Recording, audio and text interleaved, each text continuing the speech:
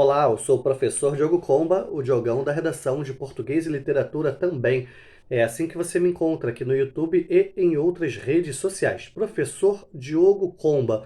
Dá uma olhadinha aqui na descrição deste vídeo que você vê dicas de onde você pode me encontrar. Vê também dica de um outro vídeo muito legal que vai te ajudar bastante. Você está notando aqui? Não mudei de cenário, é o mesmo cenário, só que estou com o computador aqui à frente para ler uma coisa que vai ser muito importante para o seu vestibular da PUC. Por favor, não repara a bagunça, o quarto é mesmo uma zona, tem uma mesa de botão ali, tem saco plástico, enfim. Mas se você me ajudar, se você deixar o seu like, se você ativar o sininho, se você se inscrever no canal, compartilhar, comentar esse vídeo, quem sabe eu fico rico e posso fazer algumas mudanças aqui, né? Mas vamos lá, olha só. Eu estou aqui no meu computador aberto com o manual do candidato da PUC. Por que que eu fiz isso?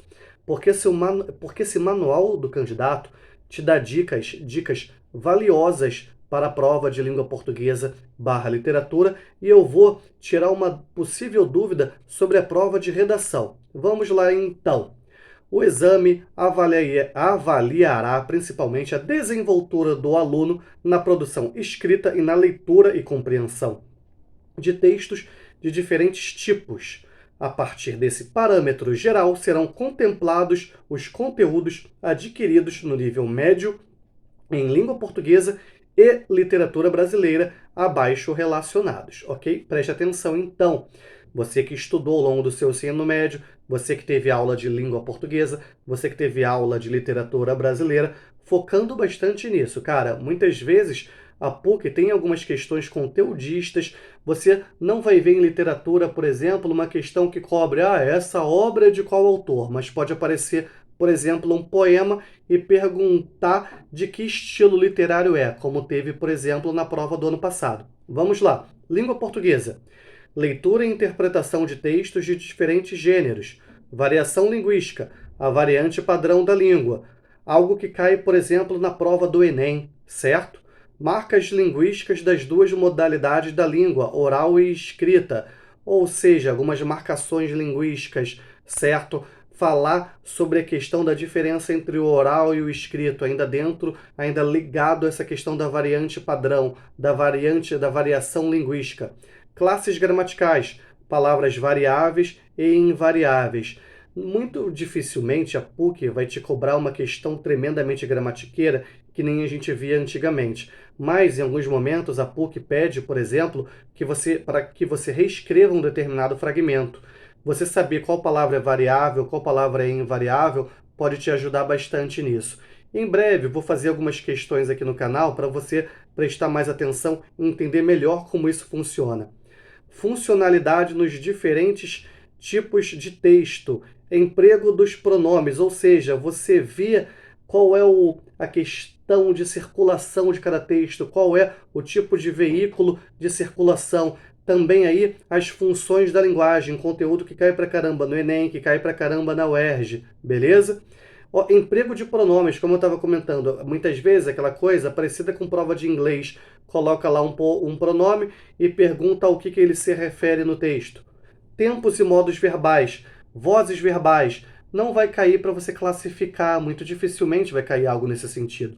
Mas pode cair uma semântica relativa ao tempo, uma semântica relativa à voz verbal. Discurso direto e indireto, é importante você saber discurso direto, discurso indireto livre. A PUC tem muitas questões que ela pede para você reescrever um determinado fragmento, certo? Estruturação de orações. Já vi a PUC cobrar a circunstância expressa por uma oração. Para tal, é importante você lembrar das orações subordinadas adverbiais. Estruturação de orações. Construir e reconstruir uma oração. Que na prova discursiva isso fica mais claro, mais latente, mas que na prova objetiva é interessante você saber, até para poder entender melhor o que um texto está te cobrando, o que um texto está querendo expressar. Colocação dos termos na frase e obtenção de sentidos diversos, tá vendo? É importante você conhecer, então, os elementos do período simples, o objeto direto, o objeto indireto, entre outros, e ver as semânticas que eles podem ter, ver como que eles são colocados na frase e quais os sentidos que você pode obter com isso, beleza? período composto, coordenação e subordinação, orações reduzidas e desenvolvidas, conectivos e seus valores semânticos. Olha só quantas vezes eu já falei em semântica, mas é a semântica associada ao conteúdo gramatical. Por isso você não deve abandonar o conteúdo gramatical. Eu sei que pode parecer muita coisa, mas nesse momento, um ótimo meio de você estudar isso é como? Fazendo provas anteriores, certo? Tem um vídeo aqui no canal que eu falo faço uma espécie de checklist de conteúdos de provas recentes da PUC. Continuando ali, ó, orações adjetivas, uso do pronome relativo. Tá vendo? Falou das orações subordinadas, da questão da subordinação e focou na oração adjetiva. A oração adjetiva tem de dois tipos, você sabe, é o quê? É a restritiva e a explicativa. Dá para fazer questões muito interessantes levando em consideração isso.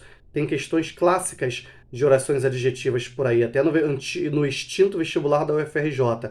Continuando, diferença de sentido entre restritiva e explicativa. Eu acho que isso aí é uma dica muito clara do que pode aparecer na prova deste ano. Regência nominal e regência verbal. Também dá para fazer muitas questões interessantes levando em consideração a regência. Crase, concordância nominal e verbal.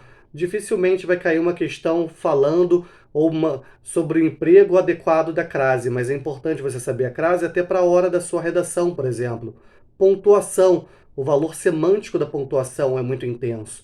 Ortografia, muitas vezes você tem que conhecer a ortografia da palavra para um exercício, se fosse uma prova discursiva, mas é óbvio que na redação você também tem que conhecer a ortografia das palavras.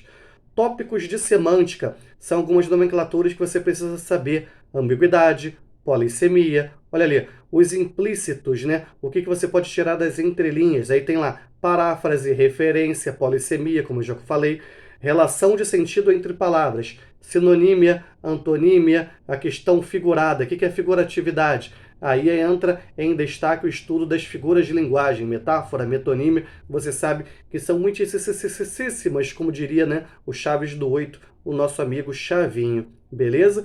E estudando isso tudo, você também está se preparando para o Enem, cara. A PUC, você quando está estudando para a PUC, está estudando para a prova do Enem, está estudando para a prova da UERJ, caso você vá fazer algumas delas. Continuando, agora a gente vai para a literatura brasileira. A literatura dos cronistas e viajantes. Deixa eu baixar aqui no mouse. Cara, olha só isso, né? Falando de uma literatura antes até da literatura colonial, quase de uma literatura lá, lembrando a Carta de Caminha, digamos assim. É importante nesse momento você dar uma estudada, por exemplo, pelo menos breve, em Os Lusíadas, do Luís de Camões. A literatura colonial, barroco e arcadismo, os principais autores, as principais obras, as características, poesia e a prosa românticas. Isso é clássico, caiu uma questão ano passado falando sobre a poesia romântica na prova da PUC. A ficção realista e naturalista. Lógico, se você for tentar estudar isso tudo, vai ser um livro praticamente, mas faz um resumo dos principais estilos literários, dos principais autores de cada estilo literário, ok? Parnasianismo e simbolismo, pré-modernismo, modernismo, literatura brasileira contemporânea, como eu já te falei. É um livro, é praticamente um dicionário, mas é importante você conhecer os principais autores, as principais obras, as principais características, isso tudo. Você estudou isso ao longo do seu ensino médio, mas é importante você fazer um resgate para essa prova, para que você consiga ir bem nessa prova, e muitas vezes você pode usar certos conhecimentos da prova lá de língua portuguesa para a sua redação. Análise dos estilos de época em conexão com a história e cultura brasileiras, gêneros literários, figuras de linguagem, tá vendo? Já tinha falado. Quando eu falei de figuratividade, falei de figuras de linguagem, e a gente observa, de acordo com o estilo de época, a gente vai ter esta e ou aquela figura de linguagem. Versificação, é importante ter noções de versificação, certo? Leitura crítica de textos literários em função de suas características temáticas e formais, beleza? Agora vamos para a parte de redação. Vou ler aqui. A prova de redação avaliará a capacidade de o candidato produzir em registro semiformal. O que é registro semiformal? Você não vai escrever como se estivesse escrevendo para o Papa, por exemplo.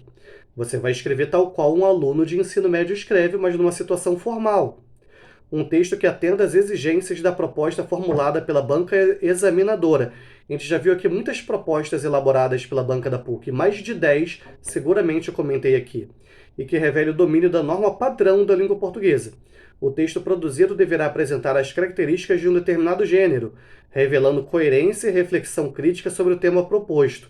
Ou seja, né, é um texto opinativo, um texto analítico, mas que você tem que ter um certo conhecimento de mundo também para não falar besteira. Poderá ser solicitado que o candidato elabore textos de variados gêneros em circulação na sociedade contemporânea, tais como cartas do leitor, artigo de opinião, dissertação, etc. Eu sei que ao longo do ensino médio a gente vê predominantemente dissertação, até por causa do Enem, até por causa da UERJ. Mas, ao longo do ensino médio, a gente vê a carta do leitor, a gente vê artigo de opinião, mas não custa nada também você fazer um resumo sobre esses outros tipos de texto. Mas olha só, agora The Big Cat Jump, o pulo do gato, o grande pulo do gato. Se você voltar aqui ao canal, você vai ver que em outros momentos do canal falei sobre artigo de opinião, falei sobre editorial, falei sobre notícia, falei sobre conto, falei sobre vários tipos de texto, certo? Espero que esse vídeo aqui tenha te ajudado. Li e comentei a parte de português e redação do manual do candidato. Caso tenha ficado alguma dúvida, coloca aí para mim nos comentários. Caso tenha alguma sugestão, coloca aí. Caso tenha algum pedido, coloca aí também. E você sabe que pode me procurar nas minhas outras redes sociais. Mais uma vez, deixa o seu like, ative o sininho, se inscreva no canal, comenta aí e compartilhe bastante este vídeo. Que a força e a inspiração estejam com vocês, sem dizer adeus jamais.